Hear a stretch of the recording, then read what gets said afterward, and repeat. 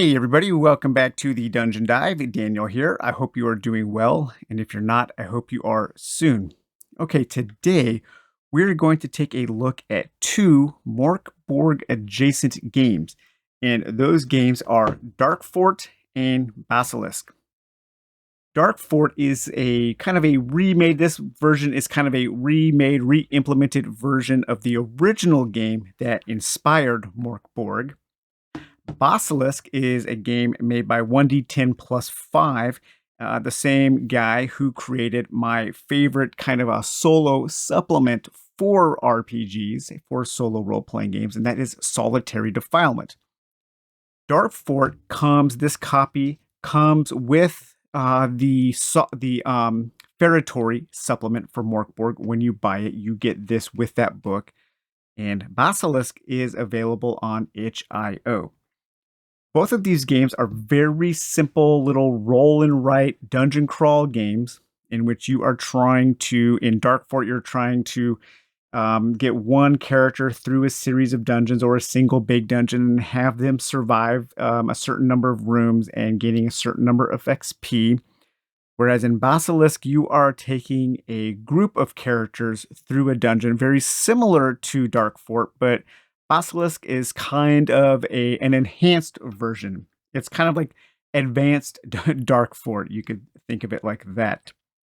Both of these games utilize one of my favorite things in Mork Borg, and that was the Seven Miseries system.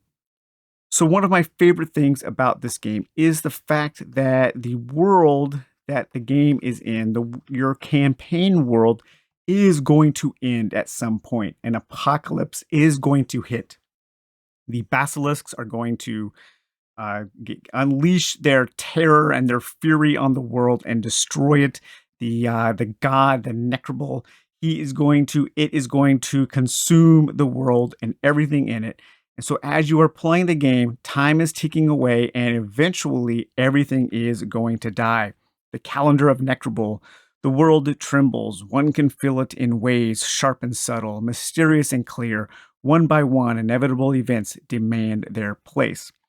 So every time you roll up one of the miseries, you will roll on this page here. Some little text will happen, and you will get one step closer to the seventh misery, in which the world will be destroyed, and you will have to start a new campaign world. So that idea originated in Dark Fort.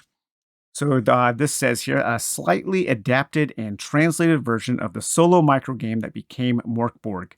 Grab a handful of dice, a pencil and paper, and begin your perilous delve into the Dark Fort. So in Dark Fort, you play as a character named Kargant. And Kargant is a very basic character. There are no stats or anything like that in the game except for basically hit points. So you are Kargant. You can keep track of what you have here, your weapon, a warhammer, a dagger, a sword, flail, or a mighty Zweihander. If you have armor, your armor will negate D4 points of damage. You can have a rope, which will help you avoid traps. You can have potions, which will help you heal, and scrolls, which are like the powers in Mork Borg. Or perhaps you can find the Cloak of Invisibility. And then you can also get certain levels. And the way you level up in the game is you have to have a certain number of points, which the points are basically you add up the levels of the monsters that you have defeated, and you have to explore a certain number of rooms.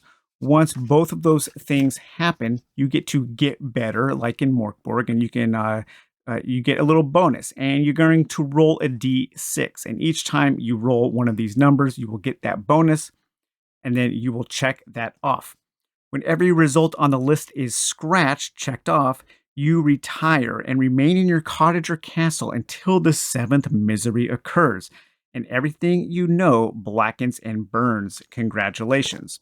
Okay, that's pretty cool. So that mentions the seven miseries, and in this game, you are a lone warrior, and you're going out trying to accumulate wealth and experience and then retire before that seventh misery comes around. In Basilisk, this says, the seventh misery is at hand, yet there may be salvation for some. So Basilisk takes place at the end of a Mork Borg campaign when the apocalypse has struck. As the skies darkened and the sun burned out, people whispered of the mandates of Necrobol, documents sealed by the great and dismal deity guaranteeing passage on the wings of the great two-headed basilisk. Passage from the dying world to the undying hereafter. 5 copies of the mandate have been recovered. You have lied, betrayed, tricked, and murdered, and now hold one of your grimy fist. Now you must descend into the catacombs beneath a Bergen crypt and present your mandate to the head of Verhu. So in Basilisk, you actually play as a party of characters, and you have a party sheet here. You're going to roll up 5 characters. They're a little more complex than uh, Kargant, the character in Dark Fort, because they actually have some stats such as strength, agility, presence, and toughness. They have HP, and you still are going to be keeping track of the points, basically the levels, the difficulty rating of the monster. So if a monster with a difficulty rating of 4, that means that you have to roll a modified D20 roll of 4 or higher to hit the monster, and if you kill them, you get that DR value of points. And then once you get a certain number of points, you can get more boons, and that's kind of how you level up in Basilisk. And then there are also negative things called afflictions that your character can suffer from. And then you will keep track of your weapons and inventory, and you will keep track of how your characters are killed in the game. Because as each character is killed, you go to the subsequent character and you continue your trek through the dungeon, trying to get from one of the entrances to the lair, defeat the cultist, and possibly have Necrobol accept your mandate to take you into the great hereafter. So Dark Fort is a very, very simple game. I would say almost too simple. There is not a lot of variety. Here I am playing my game here. There is my entrance. I have moved up through this dungeon. Basically what you do is every time you move through and exit into a new room, you are going to roll 2d6 and a d4. So let's say I'm here and I want to head north. I'm going to roll 2d6 and a d4. I rolled a 6 there. I will consult my room shape. 6 is a square room, and 2 is for your exits. Roll a d4 for doors and draw them facing any direction. 2 is 1 door. So I have entered a square room with 1 door. Continue to head north here. Okay. And then you roll a d6 to see what is in the room. 3, a riddling soothsayer. And the riddling soothsayer, I usually write as RSS. And as you can see, I've already come across 3 riddling soothsayers. So yeah, there's not a lot of variety in this game. But here, you roll a die. On an odd result, you solve the riddle and may choose to receive either 10 silver or 3 points. On an even result, mind-shattering shockwave deals 4 damage, ignoring armor. If you survive, the room is considered to be explored. And sometimes you will fight monsters. There are a series of weak monsters and a series of tough monsters that you can fight. The tough monsters are the ones you really want to fight because those are the ones that are going to give you loot and silver. And accumulating a certain number of silver, 40 silver to be exact, is another way that you can level up, another way that you can get better. And the weak monsters are pretty much just the trash mobs that you have to go through. And combat is pretty easy. You're going to roll a d6 and add any bonuses that you might have from your any of your weapons. Like a dagger will give you a +1 to your attack. A sword will give you a +1. A flail will give you a +1. A Zweihander doesn't give you anything to bonuses to your attacking rolls, but it does give you, actually the flail and the Zweihander both give you bonuses to your damage rolls, not your attack rolls. And you're looking to meet or beat that total in order to do damage to the monster. But there are really no special rooms. You only have 6 options for rooms. There is nothing, a pit trap, a riddling soothsayer, a weak monster, a tough monster, and a peddler from beyond. That's a little traveling merchant that you can buy things from. You will only ever find these kinds of doors, and the shapes of the room don't really have any bearing on the game. But every once in a while, you can find some items, possibly some scrolls, which are like powers. And yeah, you just try to see how long you can survive. And you're trying to level up all 6 times on this chart here, so that way you can retire and wait for the 7th misery and the end of the world.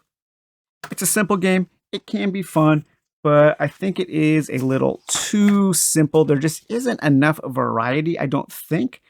But that is where Basilisk comes in.